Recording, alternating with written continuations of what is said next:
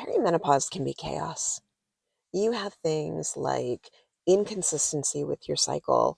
You have things like brain fog, hot flashes, emotions are running high and low and normal and everything in between. Your body's aching. You're wondering why things are just not feeling the way that they used to. It's very confusing. It's very stressful. And it's very disheartening at times. It's a hard journey. Well, today I'm going to share with you my top 5 tips that are helping me manage my perimenopause symptoms as I'm journeying through my weight loss and wellness journey. Hi, everybody. I'm Dr. Care. I'm a doctor of physical therapy, and I like to share my journey through perimenopause with weight loss and wellness. So, I'm going to start my top 5 tips that help me get through my perimenopause symptoms and are helping me be successful in my perimenopause journey. 13 pounds down so far, so these tips and tricks are really making a difference. So the first one is prioritizing sleep. Sleep is very important, and you wouldn't go a day if you were given a medication, you wouldn't go a day without taking it. You wouldn't fluctuate with when you take it. You want to do that at the same time. Same thing with sleep. You want to prioritize your sleep. And I know, especially as women, we have a tendency to put everybody else first. And sometimes that means staying up late to do projects or, bake for a big sale or do something that needs to get done. But you need to start putting your sleep first. Big change for me was when I started treating my sleep like an appointment that I cannot miss.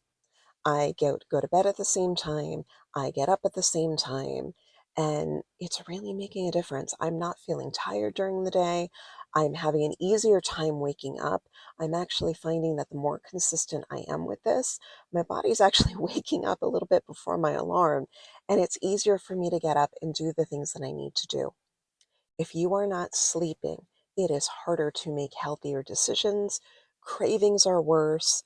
It's actually your reaction time slows and lessens if you're not getting adequate sleep. Why are you going to put yourself and others at risk with that? So that's my first tip. Next thing we're going to talk about is tip number 2, and that is what and when we eat.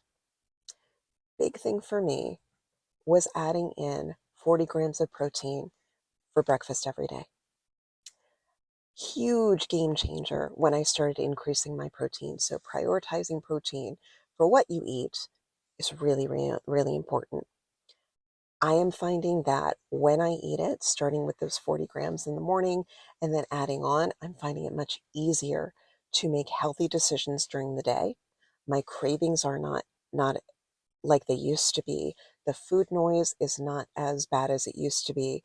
I used to have really, really bad snack tendencies, especially in the evening, and that's all but vanished now. So looking at increasing your protein and looking at when you're eating it and how you space it out, huge game changer. As far as any specific diet, the best diet for you is the diet that you can stick with. And what I'm finding for me is actually finding Weight Watchers. Using the point system, I'm finding that I can go through the day and go through my week and not have to sacrifice anything. I'm not feeling like I'm missing anything. And that is actually a really good feeling. And it's making it easier for me to choose something healthier in the moment, knowing that at any time I have my points and that allows it. If Weight Watchers doesn't work for you, it doesn't work for you. That's your choice, but it is what's working for me. My third tip is actually looking at our stress level. So finding ways to manage your stress, and for me, finding ways to manage my stress, really a game changer. Now, because I'm going to bed at the same time every evening, I'm getting up at the same time every morning, I'm finding that I'm having a little bit easier time dealing with stress. I'm not going into kind of hyperactive mode as often as I used to. Little things that would eat at me aren't getting to me as easily. I'm not having the stress of, snacking and you're feeling feeling bad about my diet at the same time. Doing things for me like having a capsule wardrobe.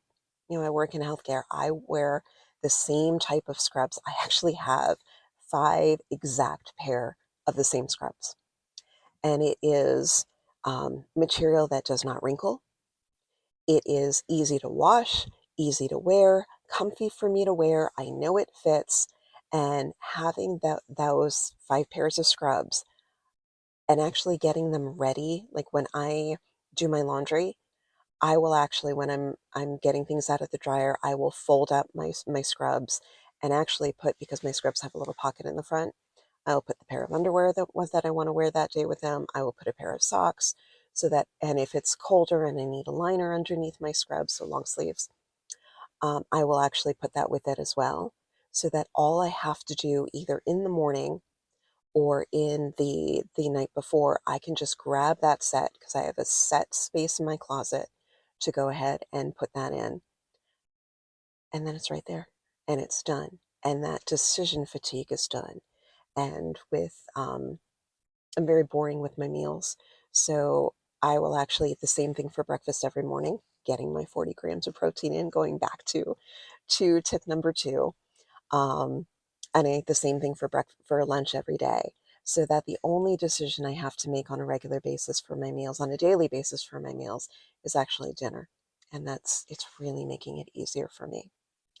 Also for stress, looking at how we make decisions and how I make decisions.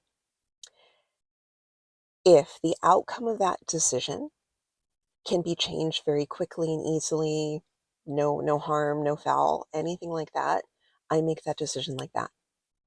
I don't stress over it. I don't wonder, should I do this? Should I do that? It's just, that's a decision I have to make. I'm going to go ahead and do that, and that's it. Now, if the outcome of that decision is going to be much harder to change and much more difficult to change, I will take some time. I will think about it. I will not stress over it because I'm making those not those easier decisions, and being able to do them split second frees up more time to be able to think about those harder decisions. And so I'm not stressing about it as often. And I've found that that so far has been really, really good. If I cut back on my stressing in these methods, then I'm having an easier time. I'm not getting the insomnia, so I'm getting my sleep in. I'm not getting as much of the anxiety that I was getting in the beginning of this perimenopause journey for me. Now, I'm throwing a lot at you, and I know you're probably sitting there thinking you are getting stressed. Just listening to all of this, how am I going to add all of this in? I want you to go ahead and get up and do some movement. Walk around for 5 minutes, go for a walk for 5 minutes. Because if, if you get some movement in, it is going to increase your endorphins, make you feel better, get some extra blood flow to the brain, and it's going to help with your stress level. And that is actually tip number 4, movement, exercise. You do not need to set aside an hour, 2 hours, and go to the gym. You don't need to do that. You have 2 feet, you have a pair of shoes, you get up and walk around. I will actually get up, and after dinner, I will pace back and forth in the kitchen and the dining room while I'm, making my calls for the next day for work, or if I need to do some work on my phone, something like that, or on my tablet. I will get little bursts of exercise throughout the day, and it really makes a difference. Being able to have that physical outlet can help with mental and emotional stress. So please prioritize that. All of this leads into tip number 5. It's not something new. It's not something added on. Tip number 5 is just being consistent. So consistency for me looks like going to bed every evening at the same time, getting up every morning at the same time. And because I'm doing that, I'm able to be more consistent with getting my protein in. By being consistent with what I'm eating for breakfast, what I'm eating for lunch, making it boring, I'm being consistent with getting that protein in and getting my points in. consistently tracking what I'm eating, consistently, going for a walk after meals, or, since I'm getting up earlier, I'm getting my steps in. I wanted to hit 4,000 steps before I leave for work in the morning. I'm hitting 5 to 6,000 steps in the morning.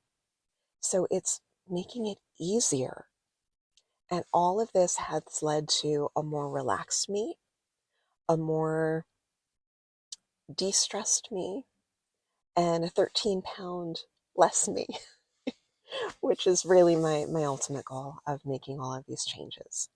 So just to recap, my 5 tips: prioritizing sleep,